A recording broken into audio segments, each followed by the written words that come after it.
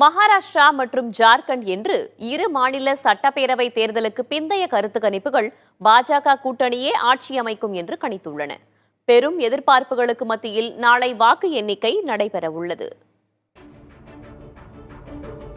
மகாராஷ்டிரா, ஜார்க்கண்ட் சட்டமன்ற தேர்தல் முடிவுகள் எவ்வாறு இருக்கும் என்பதற்கான தேர்தலுக்கு பிந்தைய கருத்து கணிப்புகள் தொடங்கி அரசியல் பார்வையாளர்களின் கருத்து வரை பாஜக கூட்டணிக்கே வலு சேர்க்கின்றன.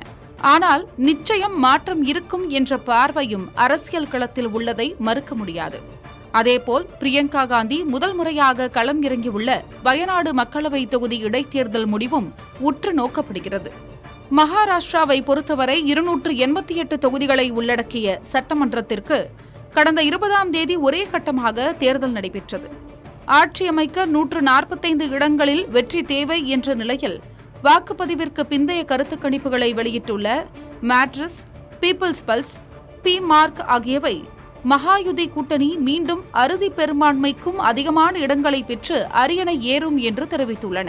ஜேவிசி நடத்திய கருத்து கணிப்பு முடிவுகள் மகாராஷ்டிராவில் தொங்கு சட்டசபை அமையும் என்று கூறியுள்ளது. 81 தொகுதிகளை கொண்ட ஜார்க்கண்ட் சட்டப்பேரவையில் முதல் கட்ட வாக்குப்பதிவு கடந்த 13ஆம் தேதி முடிந்த நிலையில் எஞ்சிய 38 தொகுதிகளுக்கும் கடந்த 20ஆம் தேதி வாக்குப்பதிவு நடைபெற்றது.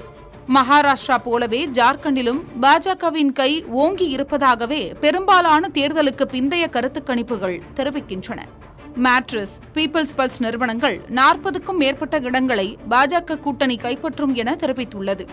இரு மாநிலங்களிலும் பாஜக கூட்டணி ஆட்சி அமைக்கும் என பெரும்பாலான கருத்து கணிப்புகள் தெரிவித்துள்ள நிலையில் நாளை தேர்தல் முடிவுகள் வெளியான பின்னரே மக்களின் தீர்ப்பு என்ன என்பது தெரியவரும். இரு மாநில வாக்கு எண்ணிக்கை குறித்து நமது புதிய தலைமுறையில் நாளை காலை 8 மணி முதல் 12 மணி வரை அரசியல் வல்லுநர்களுடன் சிறப்பு விவாதம் நடைபெறவுள்ளது.